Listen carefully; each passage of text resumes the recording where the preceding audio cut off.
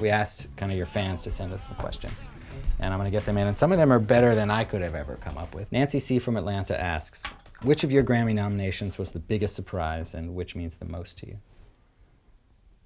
This year, the biggest one was for Pearls, because, you know, I'm a young Black American musician, and they don't really like it when you go outside the box like that. I just didn't expect it, but I love it. That's the one that made me dance around the Alvin Ailey party. And probably my favorite, just for the heartfelt reasons, I was blessed to write the lyrics to the title track of Stevie Wonder's first album in 10 years. So it was A Time to Love, right? I don't know if you knew that, but I wrote the lyrics. I didn't know He that. wrote the melody. He said, it's kind of about this. And he showed me the melody, and he let me write the lyrics. And then we sang it as a duet, and they got nominated. We didn't win. Still, how cool to collaborate with Stevie Wonder on a song. How cool. That's and amazing. you know, one of my goals in life is to be with Stevie Wonder as much as I can, just as much as I can. And we did a Christmas song. We did the Christmas song for a Target commercial. We recorded it, put it on my CD for Target, and that got nominated too back in 2002. So I was nominated for 2 Grammys with Stevie Wonder. That's amazing. Do you know off the top of your head how many Grammy nominations you've had? Do you know? The only reason I know is because I've been doing interviews about it. Okay. 20. 20? Yes, in 8 years. That's pretty amazing. Yes, it is. That's cool. Yes, it is. You should be proud. I am. All right. Thank you for reminding me. Yeah. All right. So Tiffany F. asks, this is a tough question. How do you handle being such an inspiration to so many people with such grace and humility? That's a really hard question to answer. Well, I'm fabulous and... Because I'm so great. That's how I handle that's it. why. Yeah. So how do you handle it? That's so No, but I mean, it's in one sense, I mean, how do you, you know, obviously, like I said before, you connect with people in a real way, but you don't feel like a star on a pedestal. Why is that? When you asked me, I first thought it was hard to answer, but I have an answer. I'm about to expose myself right now. I signed my deal in 1999, and it took me 2 years to complete my first album. Mm-hmm. And in that 2 years, I went through this whole evolution. So I got signed, it started out, and I had been, you know, like a local star in the Southeast, and people knew my songs. But then when I got signed, something just clicked in my brain, and I just started acting really terrible. I was arrogant. I'd be talking about myself all the time and telling people what I was doing, and that I got signed. And, yeah. So I'll be seeing you around somewhere. I didn't know I was doing it. I was just doing it. Right. And I was 23 or something. And then I lost my voice for 8 months during the process. Way.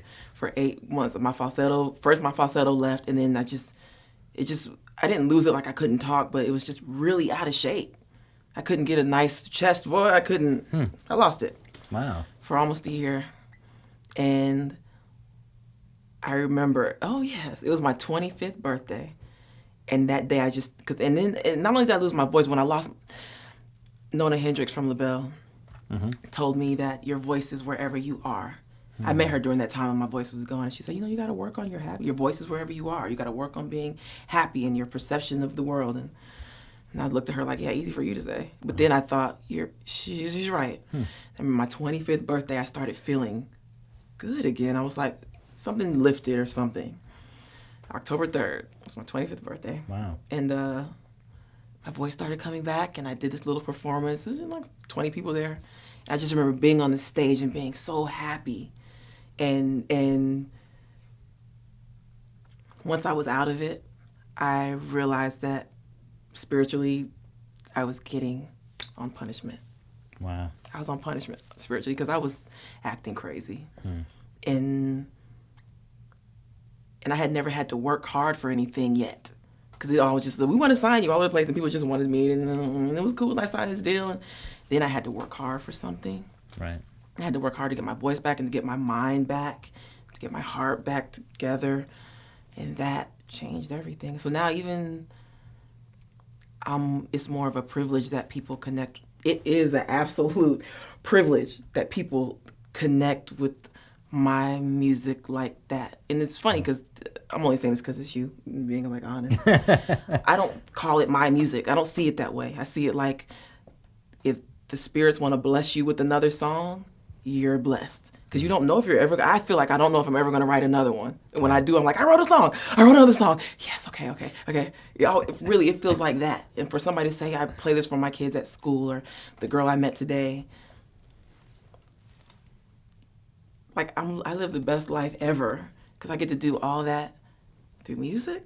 Yeah. I get to meet people and travel and learn and sharpen my mind and soften my heart, all through music. I have no reason to be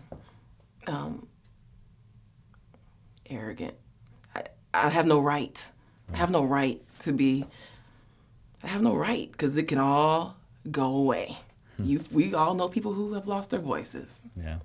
I don't want to take up any more of your time because I know that, you know, you're eager to start working on music again. But thank you so much for talking with me and for doing this today. It was really, really special. Thank you so much. I'm glad a show like yours exists. Yeah, thank you.